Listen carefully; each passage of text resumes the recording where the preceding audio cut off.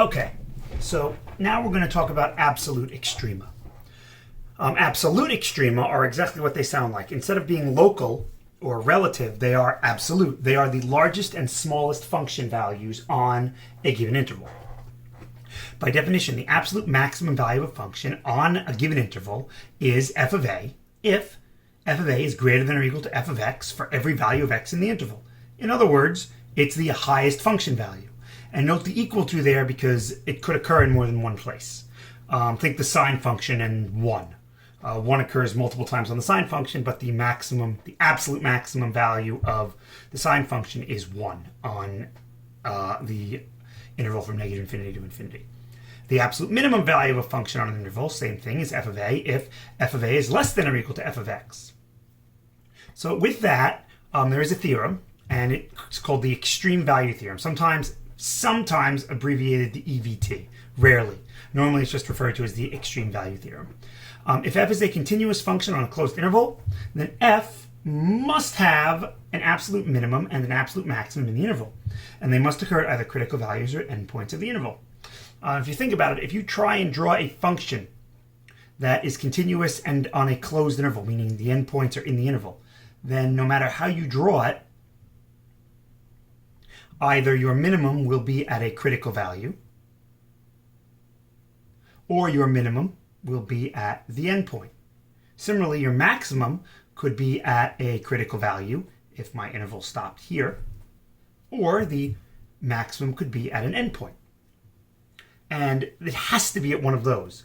It can't be anywhere else, because if your absolute minimum or maximum were not at a critical value, well, that means that given any interval around this point, since this point isn't a relative min or max, there's another value that's either larger or smaller than it. So that means it can't be a relative min or max.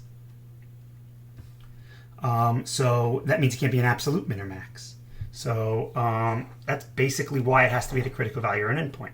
So we're going to use the definitions and theorems above to find the absolute minimum and absolute maximum of these functions. So the way we do this is this. We have our function. This is polynomial. We know polynomials are continuous on all intervals, including the closed interval from 1 to 5. So we will take the derivative and look for critical values. The derivative of this is 6x squared minus 30x plus 36. To find critical values, we set it equal to 0. And I hope you'll trust my algebra when I say that the critical values of this are x equals 2 or x equals 3. So the critical values are 2 and 3. And the endpoints of our interval have x values of 1 and 5. So now all we have to do is we have to calculate which of these gives us which of these gives the function as absolute min and which of these gives the function as absolute max. And to do that, we literally just look at the function and go, which value of x gives us the largest y? So we just calculate f of 2. When we calculate f of 2, I believe we get 28. When we calculate f of 3, I believe we get 351. F of 1 is 23. And f of 5 is 775. So the absolute maximum value will be 775. And the absolute minimum value will be 23. And those are the absolute min and the absolute max of the function. That's the highest y value the function reaches and the lowest y value the function reaches on this interval.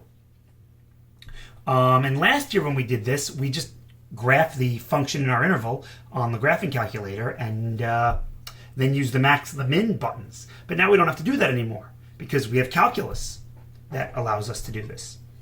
It works with all continuous functions. Sine of x is continuous everywhere in its domain, so it's continuous on any closed interval. The derivative of sine is, of course, cosine. Setting cosine equal to 0 gives us x is pi over 2, and that's the only critical value in this interval. 3 pi over 2 is not in this interval, so we will reject it and not write it. Same with negative pi over 2.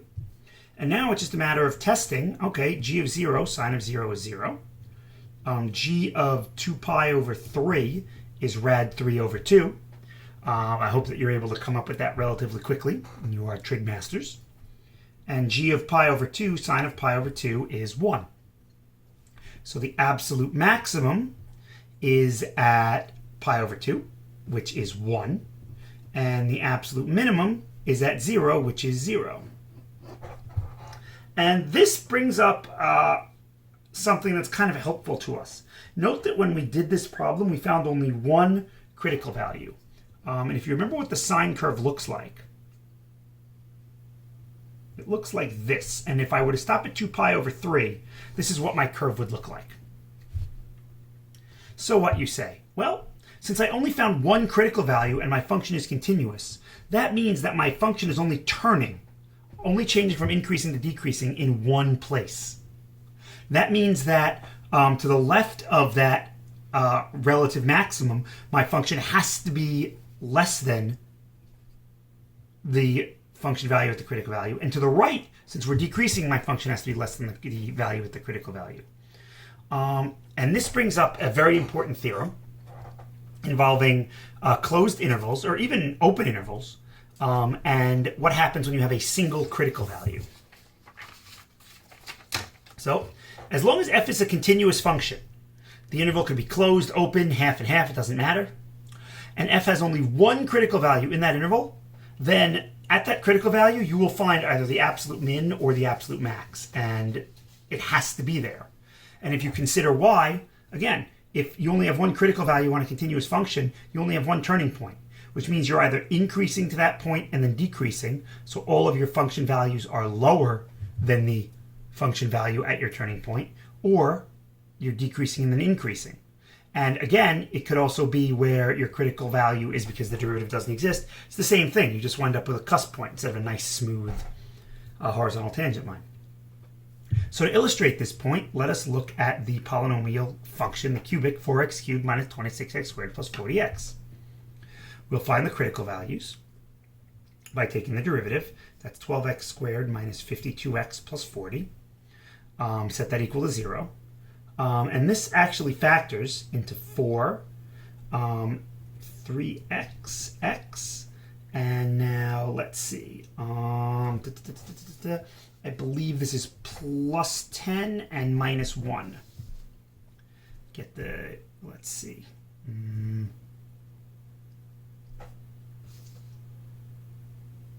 No, that's not right. It can't be plus 10 and minus 1. Minus 10 and minus 1. There we go. They're both minus. That gives us the positive 40, the negative 52. That works. All right, so then our critical values are x equals 10 thirds and x equals 1.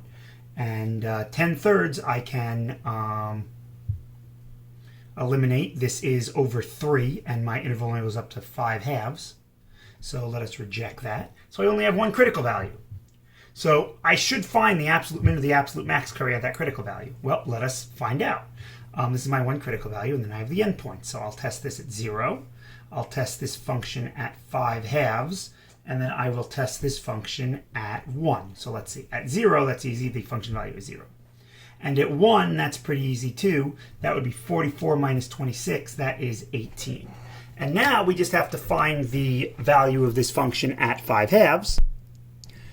And when we do that, we get 0. Now, I actually picked these values on purpose.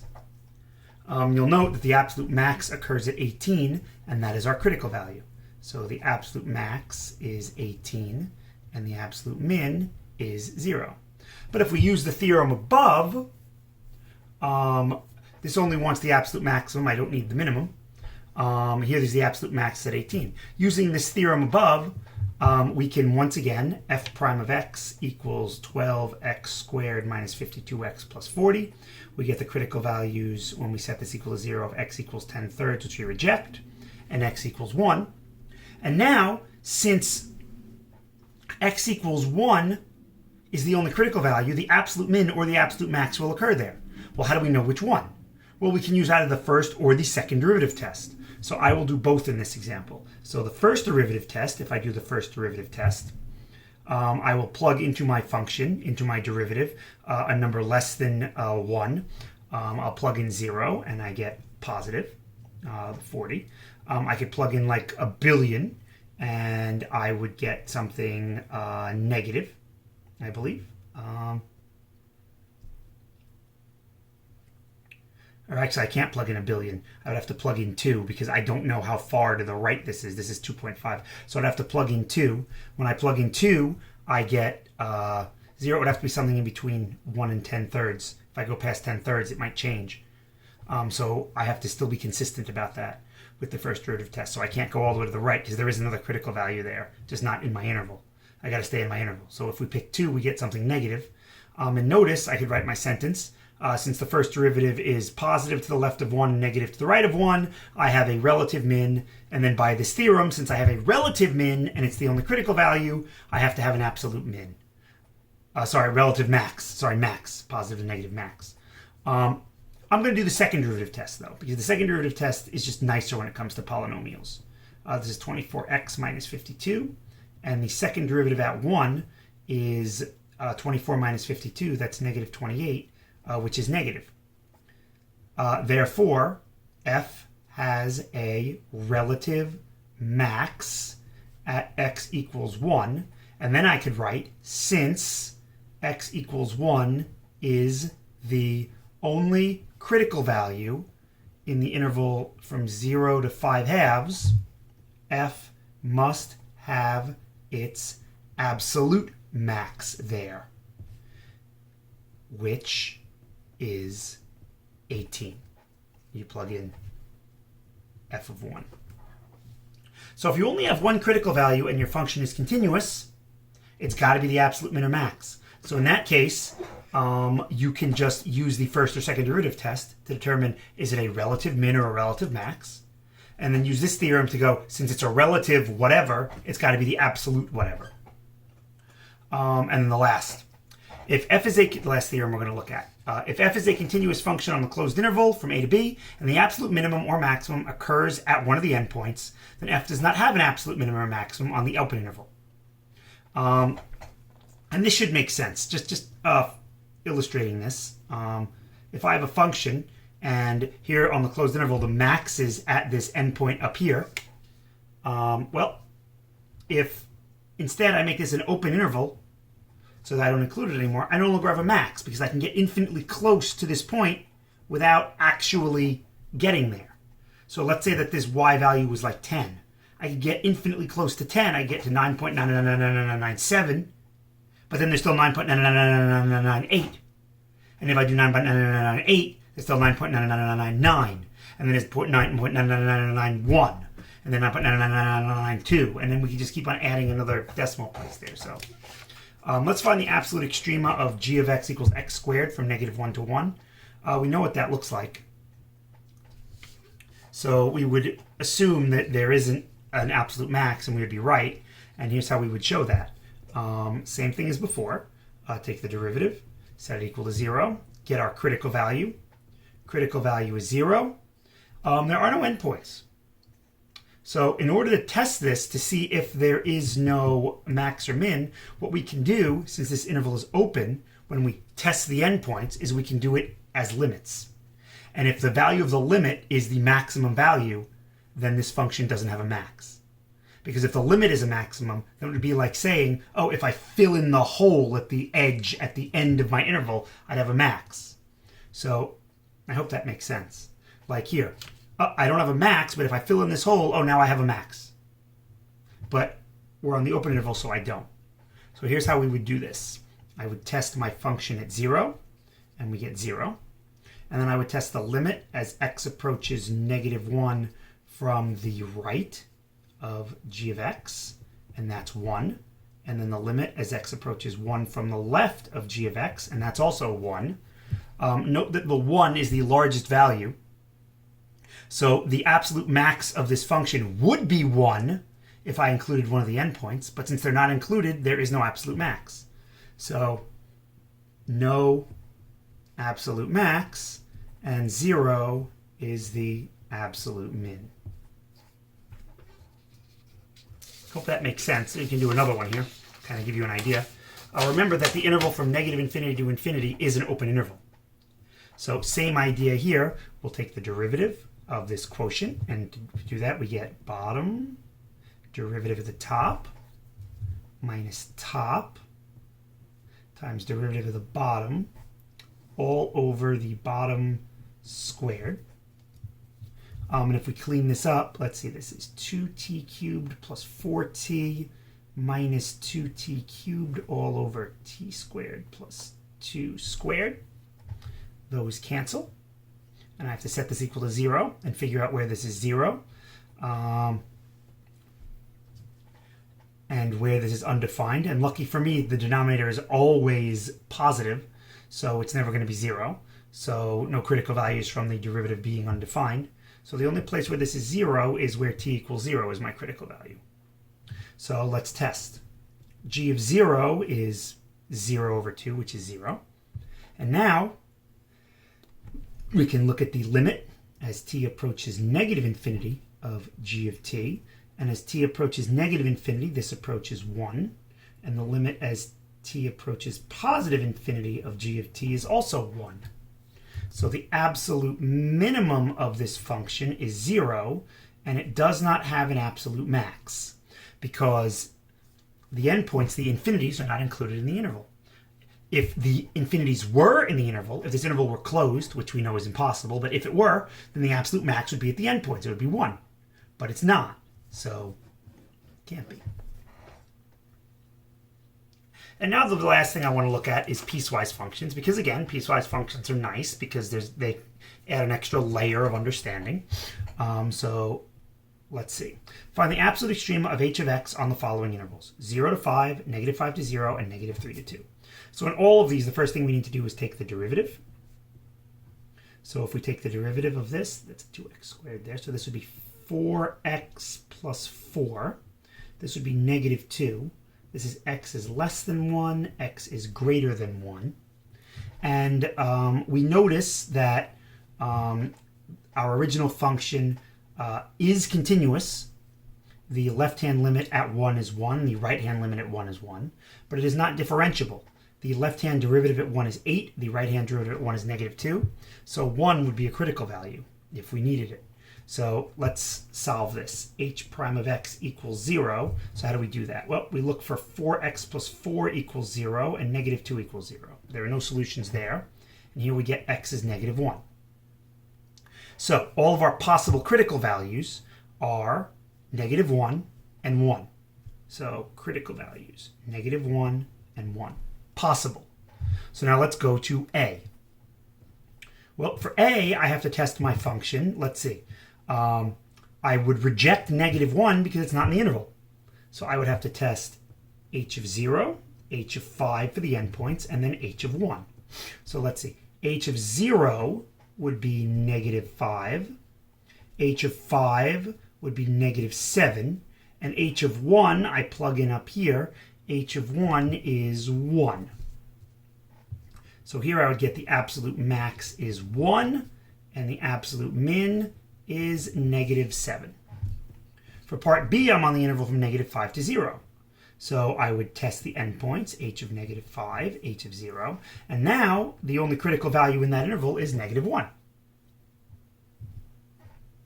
Note that since my function is continuous at 1, all of these, as long as 1 is in the interval, all of them should have a max or a min. It's absolute max or its absolute min at 1. In this case, the absolute max was at 1, which tells me that there's a relative minimum at 1. So 1 is no longer here. So now we'll have to check what's going on with the rest of these. So let's see. From negative 5 to 0, we are only on this polynomial. So that's still continuous. So I would expect the only critical value to have an absolute max or an absolute min there. So let's see. H of negative 5, 25 times 2 is 50. Minus 20 is 30. Minus 5 is 25. H of 0 is negative 5. And h of negative 1 is 5. 50 minus 25 is 25. H of 0 is negative 5. And h of negative 1 is my critical value. Is 5. Something is off here. I think I'm doing something wrong. Negative 25 plus 50 is 25. It's negative 1. Negative 1 is negative 4 minus 5 is negative 9. Because I can't calculate. negative 7. When you plug in negative 1, you get 2. Minus 9 is negative 7. There we go. And you see, I knew that was wrong because I knew that there had to be an absolute max or min at negative 1, and I wasn't getting it. So the absolute maximum of this function is 25, and the absolute min on this interval is negative 7. Which again, I knew because I had to have either an absolute max or an absolute min at the critical value because this function is continuous. There. Now C. So let's see. At C, I've got to test the endpoints again. And in this case, I have both critical values. So we already did this before. H of 1 is 1. H of negative 1 is negative 7. Now note we have 2 critical values in this interval. So I shouldn't necessarily expect the absolute min or the absolute max to occur there. It could, but it doesn't have to. Let's see. H of negative 3. I plug negative 3 in here. We get 9. 18. 18 minus 17 is 1, I believe. I think I did that right. 18 minus 12 minus 5. Yep. And then h of 2, that would go in here, that is negative 1. So the absolute max is 1. It happens in 2 different places. And the absolute min is negative 7. And there we go.